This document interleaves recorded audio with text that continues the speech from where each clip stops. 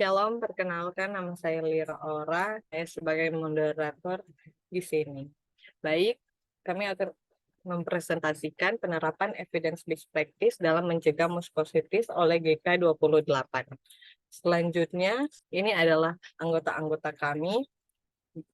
Selanjutnya, ada apa sih dalam presentasi ini? Yang pertama, kami akan membahas latar belakang, selanjutnya akan dilanjutkan oleh pembahasan, dan akan ditutup oleh kesimpulan. Baik, selanjutnya ini adalah latar belakang yang akan dilanjutkan oleh teman saya, Hiskia.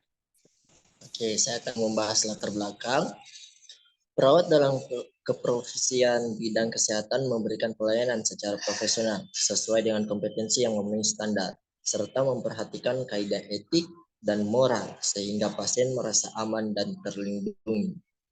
Penyelenggaraan praktik keperawatan didasarkan pada kewenangan dan keahlian yang dikembangkan sesuai dengan kebutuhan kesehatan masyarakat, perkembangan ilmu, pengetahuan, dan tuntunan globalisasi. Praktik keperawatan merupakan inti dari berbagai kegiatan. Dalam penyelenggaraan, upaya kesehatan terus meningkat, mutunya sesuai dengan perkembangan ilmu pengetahuan dan teknologi.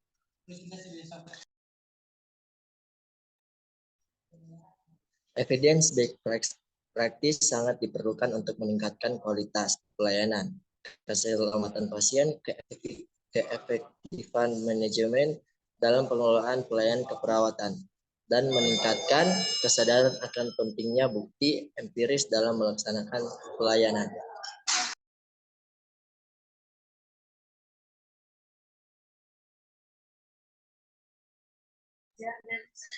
Oke, baik. Saya Stefani yang akan melanjutkan pembahasan. Apa itu evidence-based practice? Evidence-based practice itu adalah penggunaan bukti untuk mendukung pengambilan keputusan yang ada di pelayanan kesehatan. EBP ini memiliki dua jenis bukti. Yang pertama itu bukti internal, yaitu merupakan teori-teori yang lahir dari penelitian. Bukti ini juga terlahir dari pendapat para ahli dan juga hasil dari diskusi panel para ahli. Lalu yang kedua adalah bukti eksternal. Bukti ini berasal dari penilaian klinis, hasil dari proyek peningkatan kualitas darah dalam rangka meningkatkan kualitas pelayanan klinik, hasil dari pengkajian dan evaluasi pasien, alasan klinik, evaluasi dan penggunaan sumber daya tenaga kesehatan yang diperlukan untuk melakukan treatment yang dipilih untuk mencapai hasil yang diharapkan.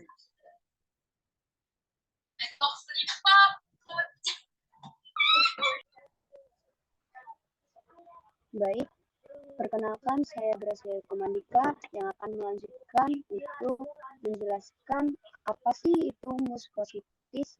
Muskositis adalah peradangan atau lecet di daerah sekitar rongga mulut, dapat terjadi salah satunya karena pemberian kemoterapi dosis tinggi.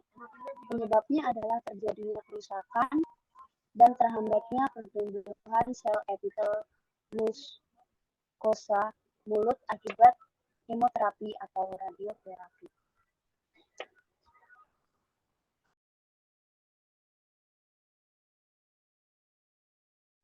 Oke, selanjutnya saya Meli yang akan membahas tentang pembahasan.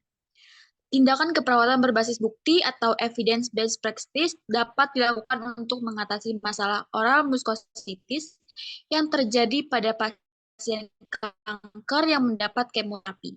EPP yang dapat dilakukan adalah pemberian oral skleroterapi. Kondisi oral mukosa yang terjaga dengan baik akan membantu pasien kanker melewati efek samping dan pengobatan kemoterapi. Salah satunya akan membantu menjaga kebutuhan nutrisi yang adekuat selama terapi, menurunkan biaya kesehatan akibat rawat yang memanjang.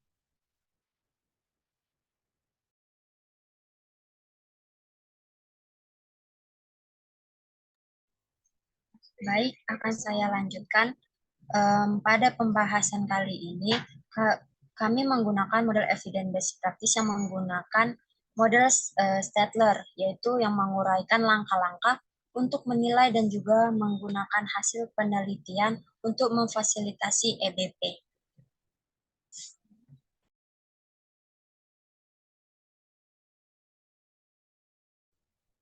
Baik, saya akan melanjutkan dari teman saya yang akan menjelaskan faktor. Saya Taura. Yang pertama faktornya itu kesadaran dan keterampilan dokter.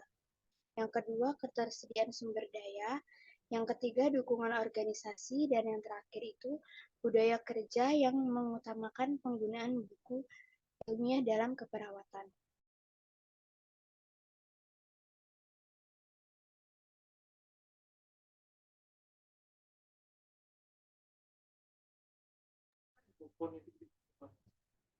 Baik, Shalom. Terima kasih Krismanokani. Di sini akan membahas tentang kendala. Jadi yang pertama itu mengenai kebutuhan pasien, yang dimana berkurang untuk menjaga kondisi dingin di mulut dan juga memerlukan pendampingan selama oral kiroterapi.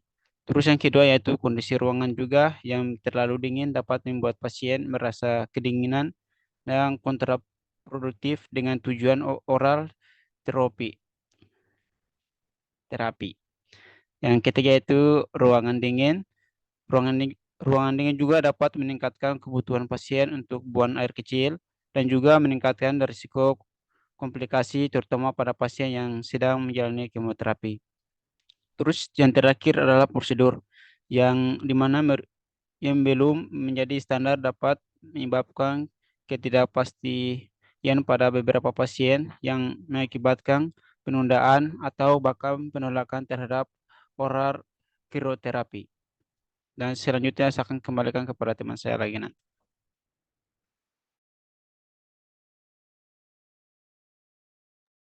Baik, selanjutnya akan dilanjutkan dengan kesimpulan. Dari data ini dapat diambil kesimpulan bahwa data ini menunjukkan penerapan EBP oral krioterapi dapat mengurangi kejadian oral muskositis pada pasien kanker yang mendapat kemoterapi 5-fluorouracil dilakukan dengan membandingkannya dengan pasien kanker yang di kemoterapi 5-fluorouracil tetapi tidak mendapatkan oral krioterapi. Hal ini sesuai dengan penelitian yang dilakukan oleh Baidar.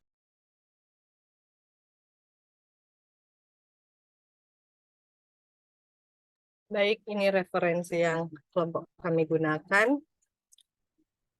Sekian dari presentasi kami. Terima kasih.